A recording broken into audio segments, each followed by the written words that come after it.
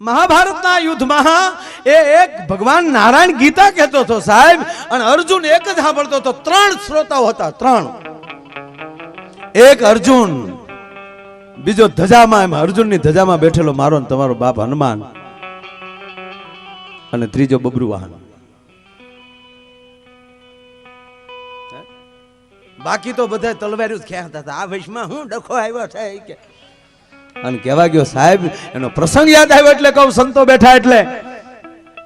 અને ત્યારે દુર્યોધન એમ કહેવાય પોતાનું રથ થી નીચે ઉતરી અને દાદા ભીષ્મ પાસે જાય છે. મહાભારતનો પ્રસંગ. દાદા ભીષ્મ પાસે જઈને દુર્યોધન એટલું કહે છે કે દાદા, આ લોકોએ શું વચ્ચે આ ડખો કર્યો છે? એને કયો પોતપોતાના રથ ઉપર વ્યા જાય, યુદ્ધ ચાલુ કરે. અને આખા મહાભારતમાં ભીષ્મ નથી બોલ્યો એવું ભીષ્મ તેથી દાદો ભીષ્મ બોલ્યા છે. ત્યાં મને પૂજાભાઈ પ્રસંગ છે નાનો, મને ગમે બોલવા.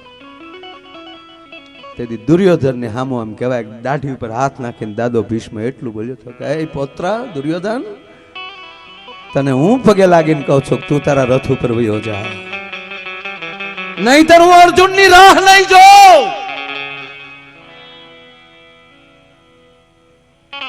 અર્જુન આંખ ઓળખી જાય છે. છડાપતીને પાછો ફર્યો દુર્યોધન, અને પછી આકાશ સામે લાંબા હાથ કરીને દાદો ભીષ્મ કહે છે જટા ફેલાવી, એ વિધાતા, તે મને ગંગેવ બનાવ્યો, એની કરતા કુંતે કેમ ન બનાવ્યો? હું જો આજ કુંતે બન્યો હોઉં તો મારા નારાયણની વાણી સાંભળવાનો મને લાભ મળે. અને પછી હવાને ઠપકો દે છે કે હે પવન, હે હવા, એક એવું જોકું માર કે ભગવાન કૃષ્ણના મોઢામાં લે શબ્દ જે નીકળે મારા કાન સુધી પહોંચી જાય તો મારું મૃત્યુ સુધરી જાય. સાહેબ એટલી ઊંચાઈએ પહોંચ્યા પછી જો આ દાદો ભીષ્મ પસ્તાવો કરતો હોય તો નારાયણની વાણીમાં કેટલી તાકાત હશે. તો ઈ યુગમાં સાહેબ કોઈ સાંભળનાર નહોતા.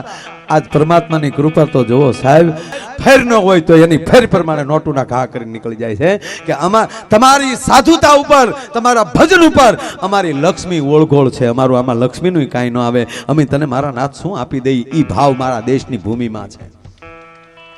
આ પરદેશમાં જોવા નથી મળતું બાપુ. અમે ખૂબ 17 દેશમાં માયો આયર રખડીએ, 17 દેશમાં પૃથ્વી ફરતો આટો ફરી ગયો છું સાહેબ.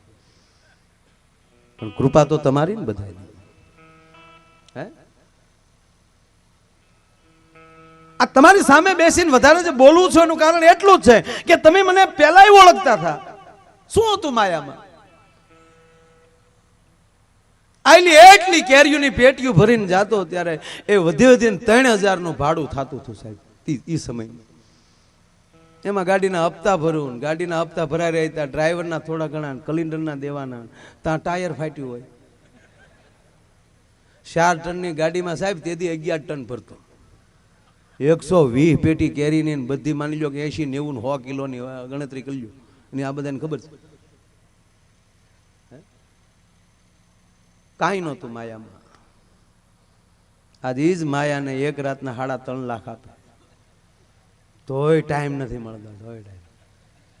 અને પાછા ઘણા મને ફોન કરે હમણાં એ બધું નોટોનું જીવ હું. અરે સાધુની સાક્ષીમાં બેઠો છું સાહેબ. દિવાળી આવે એટલે માયાયરનું બેલેન્સ 0 હોય.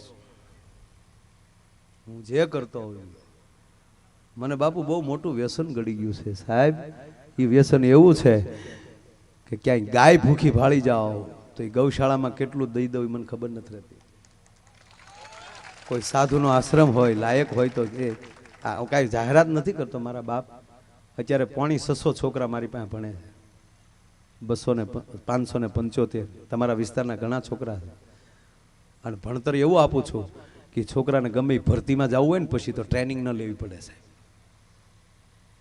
આ ખેલે ગુજરાતમાં સાહેબ હમણાં જે અમારા ગુજરાત લેવલની જે સ્પર્ધા હતી એમાં 13 સ્પર્ધા હતી, એમાં 11 સ્પર્ધામાં ફર્સ્ટ આવ્યા હોય તે રામકૃષ્ણ સ્કૂલના છોકરા આવ્યા. મારી દીકરીઓ 9 ધોરણથી 12 ધોરણની કોઈ પણ દીકરીના હાથમાં રાઇફલ આપી ગયો અને બોટલની માથે ચણાનો દાણો મૂકી ગયો, જો ઉડાડી નાખે નહીં ને તો સાહેબ મેં અભ્યાસ ન કરાયો કહેવાય સાહેબ. બાકી પાઠ્યપુસ્તક તો એ તો 100% સવાલ નથી. 24 છોકરામાં લી 4 છોકરા MBBS માં જાય.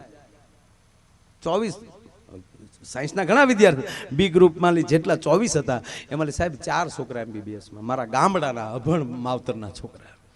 અને મારા છોકરાઓની અંદર એવી દાજુ નખાવું છું કે એટલું પૂછું કે આમાં તમારા કોઈ છોકરા કોઈ કલેક્ટરનો દીકરો છે આમાં કે નહીં, કોઈ DSPનો દીકરો છે તા કે નહીં.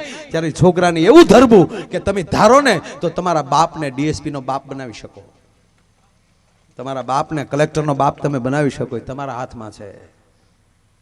અને જુસ્સાભેર જે મારા બાળકો ભણે છે સાહેબ, ફી આવે છે ને એનાથી 1.5 તો હું અંદર ખર્ચો કરી નાખતો. અને પૂજ્ય મોરારી બાપુ એમ કહી દેતા હોય ત્યાં વાર્ષિક ઉત્સવમાં આવી કે દીકરા આવું ને આવું કરતો રહેજે, ઘટે ત્યાં બેઠા. સાહેબ ખોખારા જીવાડી દે પછી હે, અને ક્યાંથી લેવા, કેટલા લેવા, કેમ લેવું એ મને આવડે. અને આ પ્રોગ્રામ આ પૈસાથી છોકરાના જબલા ન લેવાય સાહેબ. ન લઉં ને તો ઘીરે રવ નહીં એકે દી, અને વેલ્યુ નહીં કાંઈ. એ તો મર્સિડીઝના 1.25 કરોડ છે ને એટલે જોવા નીકળે, મર્સિડીઝ નીકળે 1.25 કરોડ ની.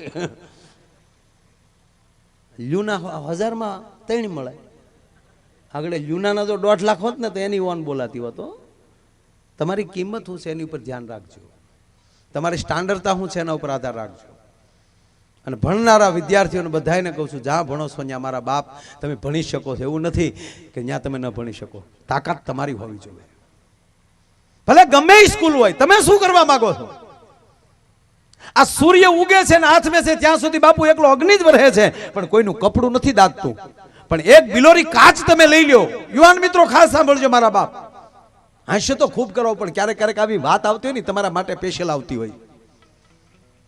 એક બિલોરી કાચ તમે લઈ લો, 2.5 બાય 2.5 ઇંચનો હોય છે સૂક્ષ્મદર્શક લેન્સ. એ 2.5 બાય 2.5 ઇંચના કિરણોને પૂંજાભાઈ એકત્રિત કરીને ત્યાં તમે ટીલડી પાડો ને એટલે અહીંયા આગ થઈ જાય. શું કામ? વિખરાઈ ગયેલા કિરણો હતા એટલે અગ્નિ નહોતો દેખાતો, પણ એ કિરણો એકત્રિત થઈ ગયા. હવે 2.5 બાય 2.5 ઇંચના કિરણો એક થાય છે તો આ અગ્નિ થાય છે, તો 5 બાય 5 ફૂટના કરે તો કેવું થાય?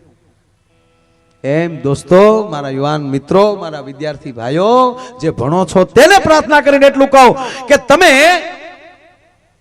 જો એટલી જ ભૂલ પડી જાય, ઈ રોજ અહીંયા છે છતાં તમારું બધાનું ધ્યાન ન્યા ગયું છે. હું આગળ વયો જવાનું. આ ધ્યાન કેન્દ્રિત કરવું ને ઈ જ ભણતર. આપણે અભ્યાસમાં પાછા પડી છે એનું કારણ એ છે કે આપણી બુદ્ધિને વિખરાઈ ગયેલી રાખીએ છીએ, ઘડીક આમ નાખીએ છીએ, ઘડીક આમ નાખીએ છીએ. પણ કેવલ ને કેવલ જે તમારે બનવું છે એની ઉપર ધ્યેય લગાવી અને તમારી બુદ્ધિને કેન્દ્રિત કરી નાખો. અને જે ફડાકો ન બોલે તો હું ગાવાનું બંધ કરી દઉં ભલા માણસ. હે નક્કી હું નાનો હકીકત કહું, ભણતો ત્યારે પણ મને આ બુદ્ધિમાં સાહેબ, મને રામભાઈ આજ મગજમાં થતું કે આપણે આખી સ્કૂલ હોય એમાં અમુક જ વિદ્યાર્થીના નામ આચાર્યને કેમ આવડે છે? આચાર્ય શ્રી બેઠા છે. આપણું આખું ગામ હોય એમાં ગામના નામ લેવા હોય વડીલોના, તો અમુકના નામ કેમ? એટલા પોલીસ ઓફિસર હોય તો અમુક જ પોલીસ ઓફિસરનું નામ કેમ? એટલા બધા 650 કરોડ સંતો કુંભના નિયમ પ્રમાણે, તો આ અમુક જ સાધુડાના નામ મોઢે કેમ? તો તમે જે ક્ષેત્રમાં છો એમાં તમારું નામ કેમ નહીં? તમે એટલું જ મૂકી ગયો તો હું કેમ નહીં? ઈ મેં મૂક્યું છે ને ત્યારે આજ માયો આયર બન્યો છું. તો હું મારા ક્ષેત્રમાં કેમ નહીં? આ જો બધાને મગજમાં આવી જાય તો મને નથી લાગતું કે તમે જે બનવા માંગો છો એમાં બિલકુલ અઘરું પડે. ચાલો માણસ પ્લેન બનાવે છે તો આપણે ખાલી પ્લેન ચલાવતા ન શીખી શકીએ? માણસ ચંદ્ર ઉપર જેટ વયો જાય છે તો એની ગતિ માપતા આપણે ન શીખી શકીએ કેમ? અને એટલી જ બુદ્ધિ તમે તમારા એ બધુંય મૂકી અને તમારા લક્ષ્ય ઉપર લગાવી ગયો. કારણ કે ગુરુ દ્રોણે એમ કીધું કે લેજો એ હામાં ઝાડ છે, ઝાડ ઉપર પક્ષી બેઠું છે, એ પક્ષીની આંખ વીંધવાની છે. ત્યારે દુર્યોધનને હાથમાં બાણ આપ્યું. જો દેખાય ત્યાં કે હા વૃક્ષ છે, પછી ત્યાં કે પક્ષી છે, પછી ત્યાં કે એની આંખ દેખાય. અર્જુનનો છેલ્લે વારો આવ્યો ત્યારે કીધું કે લેજો અર્જુન તને શું દેખાય? ત્યારે કીધું ગુરુજી મને કેવલ આંખ દેખાય છે, કારણ કે મારે લક્ષ્ય આંખનું છે. મારે ઝાડ હારે કોઈ લેના દેના નથી, પક્ષી હારે કોઈ લેના દેના નથી. તમારું લક્ષ્ય એ જ તમારું સિદ્ધ હોવું જોઈએ, તો એ કોઈ દિન વાંધો ન આવે. પણ આપણે તકલીફ શું છે, આપણે બીજું બહુ જોવા મળ્યું, બીજું બહુ. અને તમને બીજું કહું, તમારે મોટું થવું હોય ને તો અબજસ લેવાની તૈયારી રાખજો. જ્યાં સુધી તમને અબજસ ન મળે ત્યારે માન લેવાનું કે તમે મોટા નથી. આ ભગવાન, આપણે ભગવાન શું કામ કહીએ ભગવાનને? કારણ કે આખી દુનિયાનો અબજોનો ધણી ભગવાન. દાખલા તરીકે તમે કોલેજ પહેલી પસાર થાવ અને કોલેજ પાસેથી નીકળો અને વિદ્યાર્થી તોફાન કરતા હોય કોલેજિયન, તો એના તમે પ્રિન્સિપાલને જઈને કહો કે તમારા વિદ્યાર્થી ભાઈ તોફાની બહુ છે યાર, બહાર બહુ તોફાન કરે, તાકે હાઈસ્કૂલમાંથી જ આવ્યા. કોઈને ભૂલું તો ગણવી જ નથી. હાઈસ્કૂલમાં જઈને પૂછો કે આ તમારા વિદ્યાર્થી તોફાની કેમ, તાકે પ્રાથમિક શાળામાંથી જ આવ્યા. પ્રાથમિક શાળામાં જઈને પૂછો કે તમારા વિદ્યાર્થી તોફાની કેમ, તાકે બાલ મંદિરમાંથી જ આવો લોટ આવ્યો. બાલ મંદિરમાં જઈને કહો કે આ છોકરાઓ તોફાન કેમ કરે, તાકે એના માવતરે જ આવા મોકલ્યા. એના માવતરને જઈને કહો કે તમારા છોકરા આવા કેમ, તાકે ભગવાને જ આવા મોકલ્યા. અડિયો દડિયો ભગવાન ઉપર.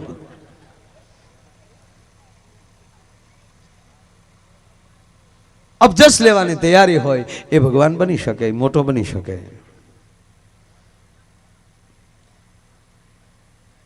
અને મજા જે આવે છે માણસને, નહીતર શું થાય, ઘણાને એમ જ થાય સારું જ બોલાય. સાહેબ ચૂંટણી આવેલી ને હજી આવશે આપણે 2017માં, વાજા વાગે છે. એક જણો અપક્ષમાં ઉભો રહ્યો, અપક્ષમાં, કોઈ પક્ષ નહીં. અને પાછો ભાષણ એમ કે કોઈ પક્ષ નહીં, કોઈ પાત નહીં, કોઈ નીચાણ નહીં.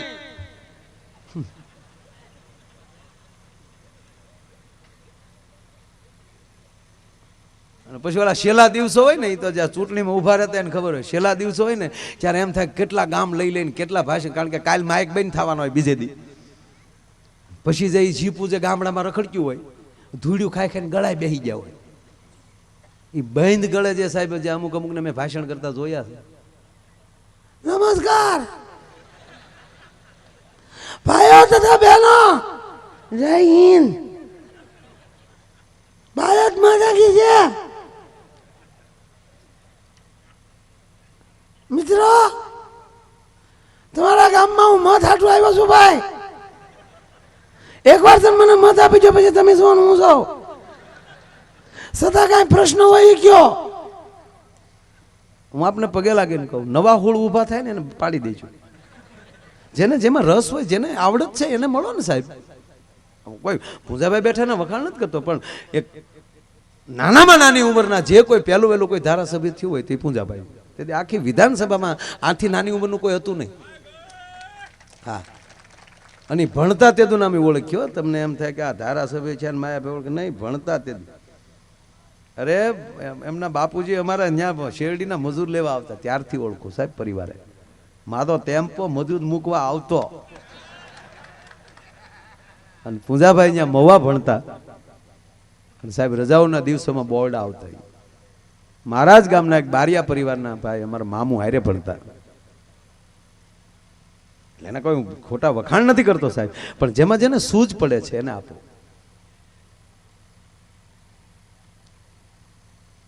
આવડાને હાવ ગળું બેહી ગયેલું. એકવાર મને મત આપો, બસ બીજું કઈ નહીં.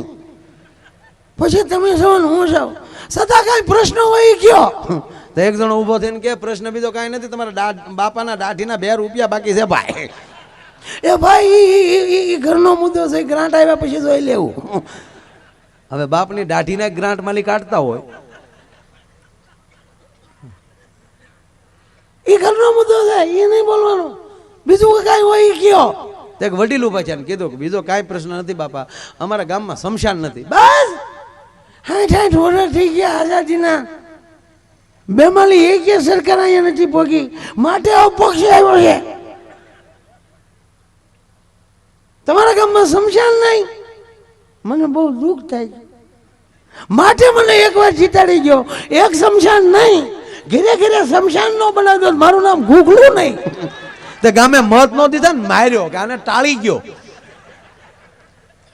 અરે બાપુ હમણાં એક મારા દરબાર મારા ઘણા મિત્રો ને એક દરબાર આવ્યો મારી પાસે. મને કે માયાભાઈ આમ આદમીમાં જવાની બહુ ઈચ્છા થાય. મેં કીધું વ્યા જાવ ને. મને કે નિશાન નડે. મેં કીધું કેમ? મને કે આખી જિંદગી તલવાર ઉપાડ્યું ને છેલ્લે હું હાવણા હાથમાં લેવા.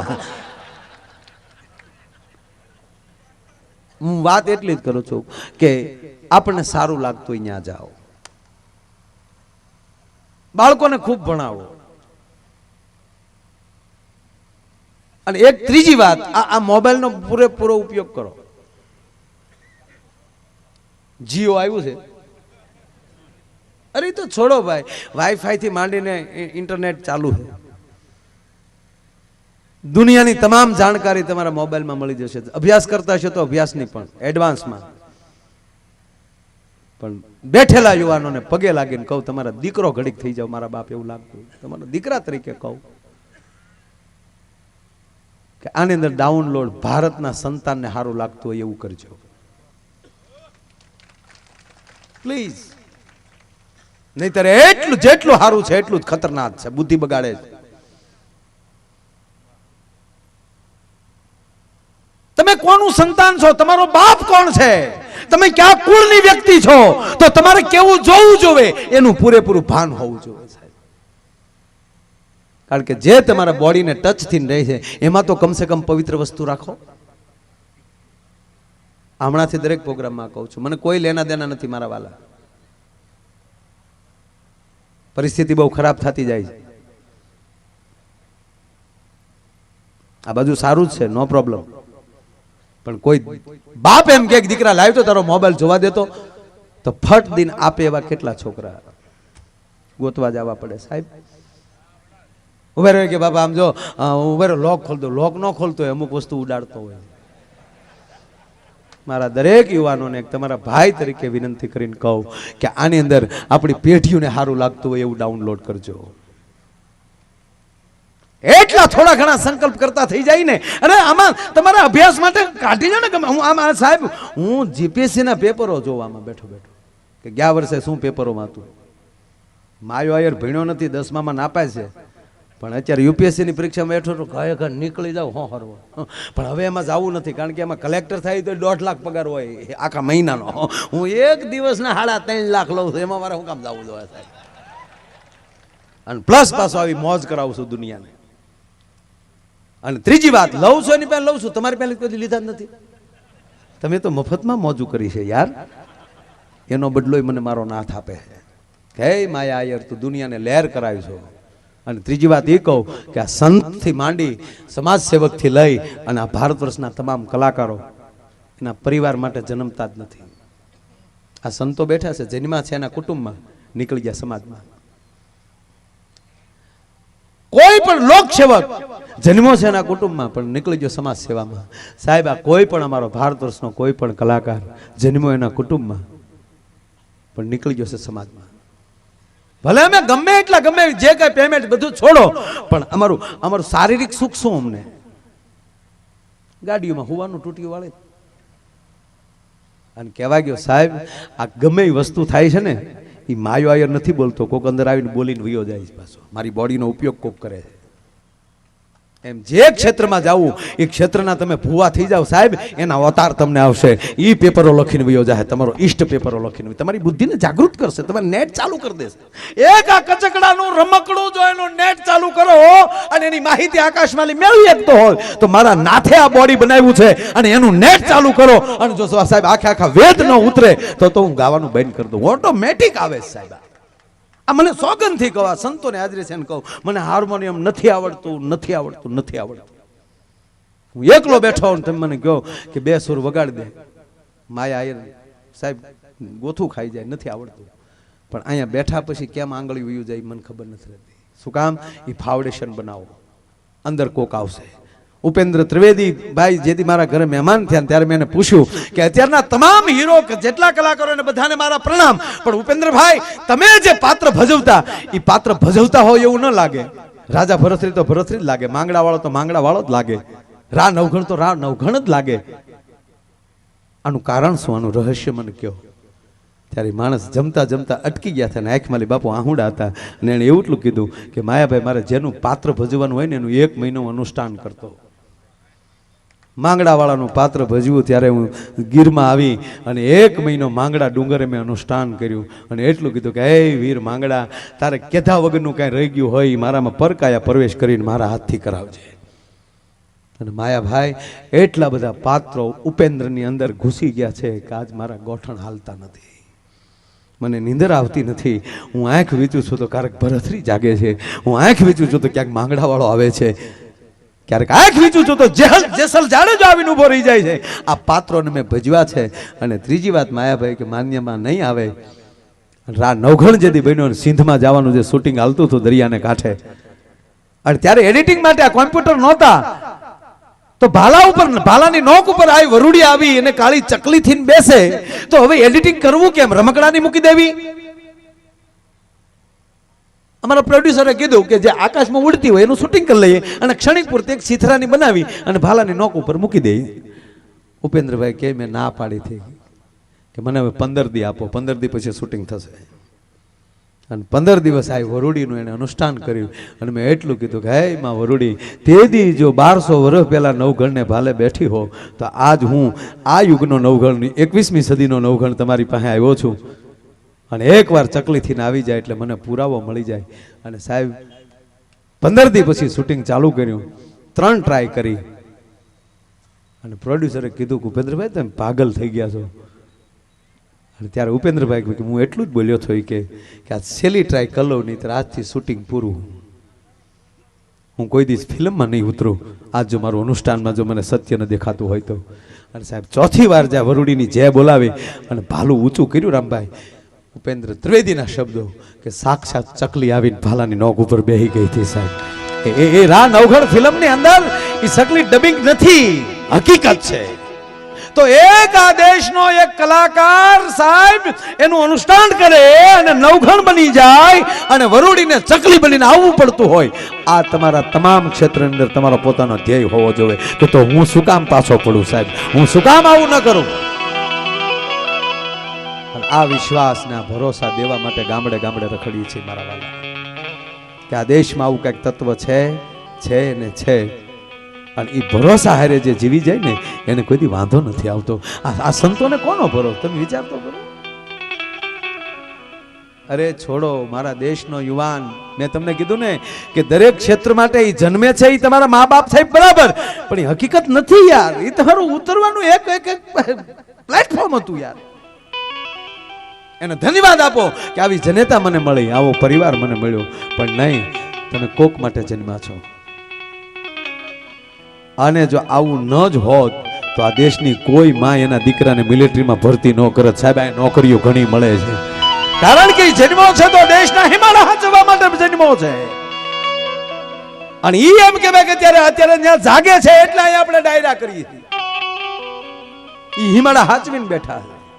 અને તમને ત્રીજું ઈ કહું કે એમાં જેટલા પેલા શહીદ થયા છે ને એના ઈ જ પાસા આવે છે. વેમ હોય તો કાઢી નાખજો સાહેબ. ઈ જ આ બોડીનો ઉપયોગ કરીને કે હાલો પાછા ભરતી થવા વયા જાય. નહીતર આ યુગમાં કોઈ ભરતી થવા જાય યાર? માર્કેટિંગ યાર્ડમાં ગુણું ઉપાડી લેજો, પણ ન્યા યાર ક્યાં જાવું? સલામ કરો મારા દેશના યુવાનોને કે પોતાના પરિવારને મૂકીને મારો બાપી બરફવાળી જગ્યામાં એમ કહેવાય કે એવી ઠંડીની અંદર એમ કહેવાય કે આ ભારતમાંના રખોપા કરે છે.